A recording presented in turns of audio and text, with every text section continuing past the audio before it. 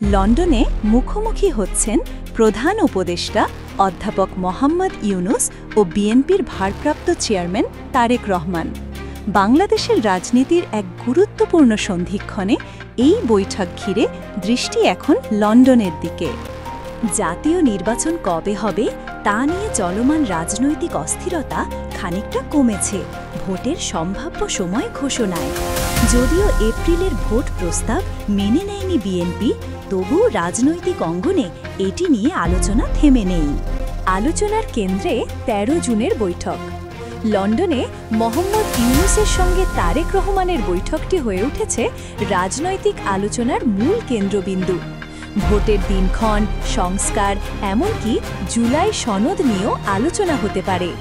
Press সচিব শফিকুল আলম জানিয়েছেন, এই বৈঠকে কোনো নির্দিষ্ট এজেন্ডা নেই, তবে বাংলাদেশের রাজনীতির যে কোনো বিষয় নিয়ে আলোচনা হতে পারে। বিএনপি মহাসচিব মির্জা ফখরুল এই বৈঠককে নতুন ডাইমেনশন আখ্যা দিয়েছেন। তিনি বলেন, বর্তমান রাজনৈতিক প্রেক্ষাপটে এটি একটি বড় এবং গুরুত্বপূর্ণ ঘটনা। রাজপথ নয়, আলোচনার মাধ্যমে সমাধান, এমন পরামর্শ দিয়েছেন বিএনপি চেয়ারপারসন খালেদা জিয়া। তারেক রহমানের সঙ্গে কথা বলার পরই দলের কৌশলে পরিবর্তন আসে। বিএনপির আন্দোলনের পরিকল্পনা আপাতত স্থগিত।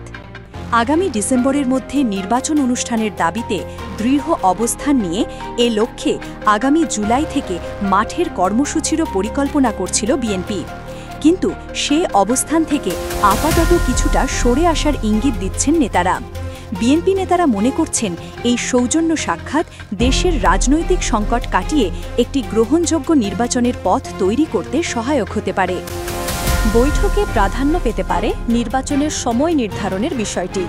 ডিসেম্বরে সম্ভব না হলে নির্বাচনের জন্য ফেব্রুয়ারিকে উপযুক্ত মনে করেন খালেদা জিয়াও। লন্ডনে এই বৈঠক শুধু দুই ব্যক্তির মধ্যকার সাক্ষাৎ নয়, বরং একটি জাতির ভবিষ্যৎ রাজনীতির গতিপথ নির্ধারণে গুরুত্বপূর্ণ ধাপ হতে পারে। সবাই তাকিয়ে আছে ১৩ জুনের দিকে।